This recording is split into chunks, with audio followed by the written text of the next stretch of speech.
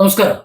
തമിഴ്നാട്ടിലെ മുഖ്യമന്ത്രിയായിരുന്ന സ്റ്റാലിൻ, അദ്ദേഹം തമിഴ്നാട്ടിലെ ജനങ്ങൾക്ക് വേണ്ടി ഒരുപാട് ക്ഷേമ പ്രവർത്തനങ്ങൾ കൊണ്ടുവന്ന ആളാണ്. ഒരുപാട് നല്ല നല്ല പദ്ധതികൾ കൊണ്ടുവന്ന ആളാണ്. നല്ല ഒരു മുഖ്യമന്ത്രി ആയിരുന്നു എന്ന് വേണമെങ്കിൽ പറയാം ഒരു പരിധിവരെ. നമ്മുടെ കേരളത്തിൽ നിന്നുള്ള ഒരു അഭിപ്രായമാണ്. പക്ഷെ എങ്കിലും 8 നിലയിൽ അവിടെ പൊട്ടി എന്ന് പറഞ്ഞാൽ ശവമടക്കം നടത്തി രാഷ്ട്രീയമായി തല്ലിക്കൊന്ന് കുഴിച്ചുമൂടി അവിടുത്തെ ജനങ്ങൾ, തമിഴ്നാട്ടിലെ ജനങ്ങൾ.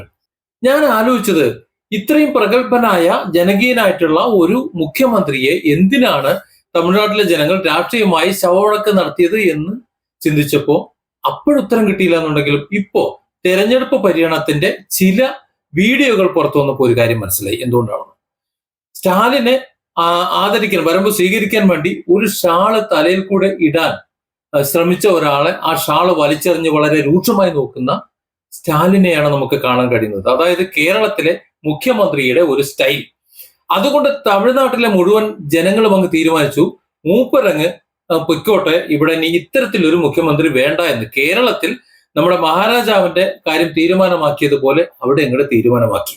പിന്നെ എന്തുകൊണ്ട് വിജയ ജനങ്ങൾ സ്വീകരിച്ചു എന്ന് ചിന്തിച്ചപ്പോൾ അതിനും അതേ വീഡിയോയിൽ തന്നെ തെളിവുണ്ട്. കാരണം വിജയ് വന്ന വാഹനത്തിന്റെ മുകളിലേക്ക് എത്താത്തത് കൊണ്ട് ഒരു പൂമാല, ഒരു ഹാരം അത് വാഹനത്തിന്റെ മുകളിലേക്ക് എറിഞ്ഞു കൊടുത്തപ്പോൾ വിജയ് അത് സ്വീകരിച്ച് അതെടുത്ത് കഴുത്തിലിട്ട് ആ ഹാരം എറിഞ്ഞു കൊടുത്ത ആൾക്ക് നേരെ തമ്പ് കാട്ടി ഒരു അഭിനന്ദനവും ഒരു സന്തോഷവും അറിയിച്ചു. ഇത് തന്നെയാണേ, അതായത് ഈ ജനങ്ങൾക്കൊപ്പം നിൽക്കുന്ന ജനകീയരായിട്ടുള്ള ആൾക്കാർ വിജയിക്കും. മറ്റുള്ളവർ എത്ര തന്നെ മഹോന്നതന്മാരാണ് എന്ന് പറഞ്ഞാലും ജനം ചവിട്ടിക്കൂട്ടി നിലത്തെറിയും.